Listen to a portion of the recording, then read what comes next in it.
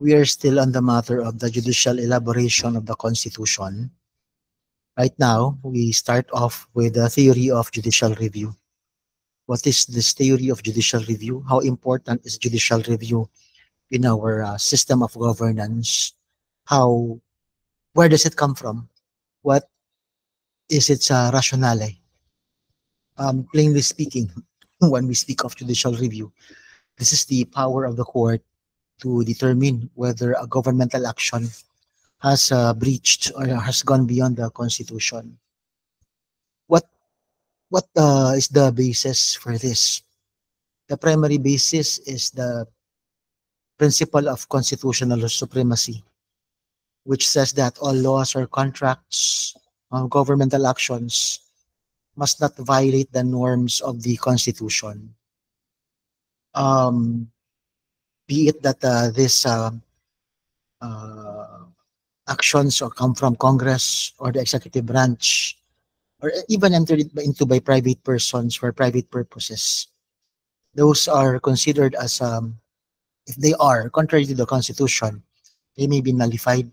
For example, for the private contracts or private relations, laws that may, or contracts that may promote of involuntary servitude, or which may derogate the sanctity of the family. When you speak of congressional or executive acts, this may refer to law or implementation of government policies that also run contrary to constitutional precepts. Thus, since the Constitution, according to jurisprudence, is the fundamental and paramount power and the supreme law of the nation, it is deemed written on every statute or contract.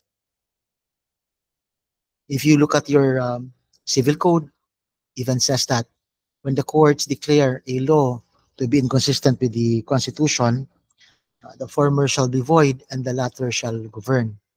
This, in fact, says the obvious that when the Constitution is set side by side with a statute, it is always the Constitution that has a greater dominance. Statutes bend, bow to the Constitution itself. So the description of judicial review is that it is an aspect of judicial power that allows the court every opportunity to review, revise, reverse, modify, or affirm on appeal or certiorari, or as the law or the rules of court may provide, final judgments and orders of the lower courts, and to determine whether or not there has been grave abuse of discretion amounting to the lack or excess of jurisdiction on the part of any branch or instrumentality of government. You look at this description of what judicial review is, and then you have this two levels of aspects of judicial review. Its scope includes a review of judicial decisions. This refers to the final judgments or orders of the lower courts, and on the issuances and the directives of the executive and legislative department. When the definition responds to judicial review as to determine whether or not there has been grave abuse of discretion amounting to a lack or excess of jurisdiction on any part or branch or instrumentality of government, referring to Congress or executive department, who is to determine the nature, scope, and extent of such powers. Of course, this review power is granted to the court itself, the judiciary, by the Constitution. So it's a constitutional obligation.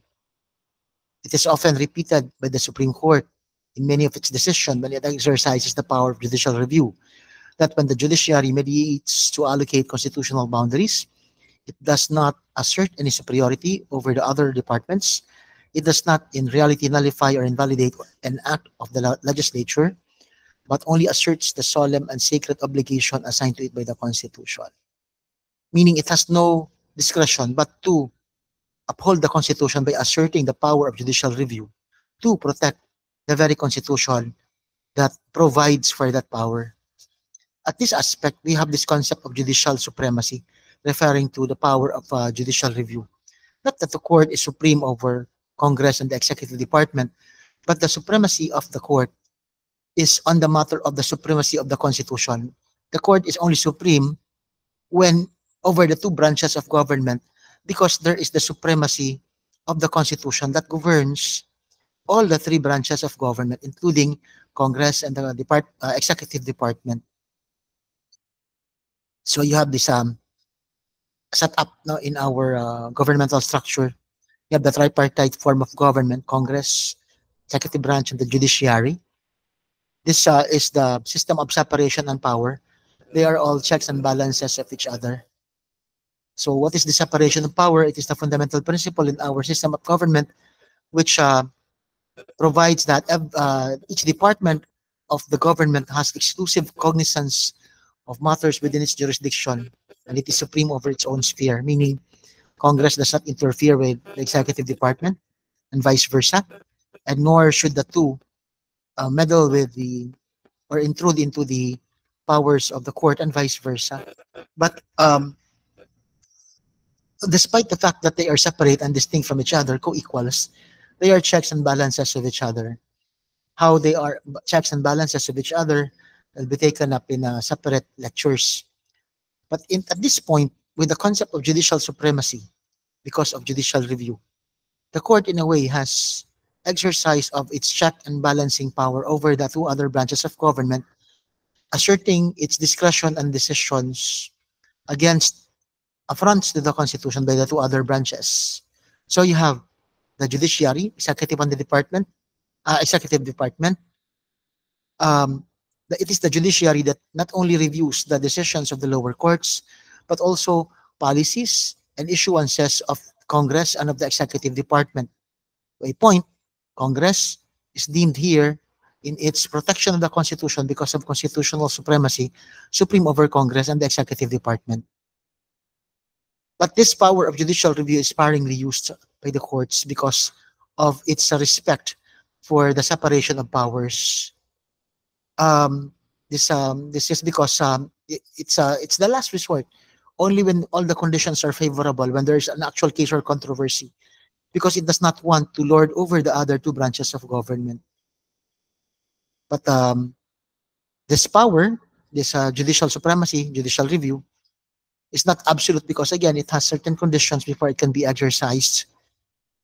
It has no, the power of review does not give the court the power to question or to determine matters of political questions, um, as well as questions which are reserved for the people, such as elections, or if you read cases, Lawyers League, referring to the voice of the people, when they put Aquino and Laurel in power, it's not justiciable, no, not subject of review, not justiciable. So the role of the courts is to ascertain whether there is a breach of the Constitution, but the courts will not interfere with the executive or legislative discretion when there are no breaches. Now, according to the Constitution, this is the basis for the power, among others, on the review powers of the court. It refers such powers of review includes the determination on matters involving all cases involving the constitutionality of a treaty, international or executive agreement or law. These are actions, for example. No? These are examples of the exercise of the president and Congress of their powers. No? Arroyo versus Aquino says that the court has been thereby entrusted to expressly or by necessary implication with both the duty and obligation in determining in appropriate cases the validity of any legislative or executive action. Also, part of the review powers of the court, matters of judicial decisions. Section 5 on the Supreme Court says that the Supreme Court has the power to review, revise, reverse, and modify or affirm final judgments of the lower courts, including matters questioning the constitutionality of law, treaty, whatever. No? This implies two things. Una, Supreme Court can review, of course, the exercise of judicial review of the lower courts. Secondly, lower courts have the power of judicial review. Okay? So the presumption is all governmental actions are deemed constitutional. Policies and directives of Congress and Executive Department executive department are deemed constitutional. These are presumptions that provide for stability in governmental operations. No, this presumption is bolstered by the following. First, it is bolstered by the presumption of regularity in the performance of duty. There are certain instances where public servants are sued in their personal capacity or official capacity, but the ultimate liability is with the state, and the state is presumed to act in consonance with the Constitution to protect itself from attacks against citizens, as well as its public officers whose liability may affect the coffers of government. So the protection, um, the presumption is also a protection against the state and its operatives. Second, it is also magnified or manifested in the civil code provision on the interpretation of laws. According to Section 10 of the Civil Code, in case of doubt in the interpretation or application of law, it is presumed that the lawmaking body intended for right and justice to prevail. It is the good faith provision of the Constitution in the enactment of laws, giving more presumption, validity to the presumption of the constitutionality and authority of law. According to People, Perez versus People, the presumption is that Congress intended to enact a valid and sensible and just law, and one which operates no further than may be necessary to effectuate the specific purpose of the law. It is presumed that the Congress has acted within its constitutional powers. Fourth is on the passage of laws. Remember the tedious process of the passing of laws. It undergoes 3 readings by the 3 houses. It's signed by the president into law or vetoed, and if it's vetoed, it may be overridden, no, repassed as into law, no. According to Smart versus Municipality of Malvar, to invalidate a law based on baseless oppositions is an affront to the wisdom not only of Congress that passed the law, but also the executive that approved it. Because lawmaking is a collaborative process. Because it's collaborative, it's thought of by the 2 branches of government. Hence that presumption of validity or constitutionality of law. As to government actions, another presumption, another concept here is that first, public servants are elected by the people. No? I mean, the elected public servants. Those are appointed. Those who are appointed, their appointments are manifestations of the power of appointment by elected officials. To question the constitutionality of the decisions or actions of public servants or public offices is to question the mandate of people who enjoys the support of the electorate. In fact, in the Constitution is said to be, which is the source of this presumption, is in fact written by the people, ratified by the people through their representatives. Ordinances enjoy the same presumption of constitutionality. These are not statutes, these are legislative enactments of the local government unit. It's called derivative legislative power. They are also presumed constitutional. So, for the final slide for this segment, remember that there's always the presumption of constitutionality, so that when the courts decide on cases questioning the constitutionality of governmental actions, it decides in such a way that it acknowledges the constitutionality.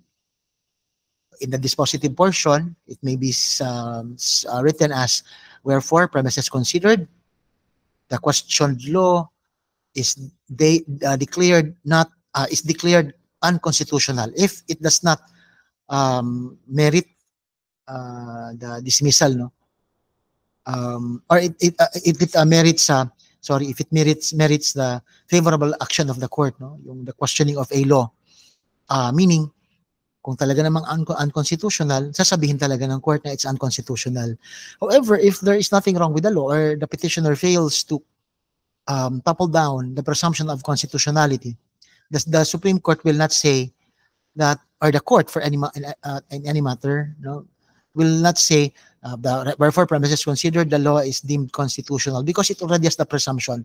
That's why if the petition fails, no, to prove unconstitutionality, what the court will write in its decision is that premises considered, the law in question is declared to be not unconstitutional, double negative, because of that presumption. So that's it for this video. I hope you learned something.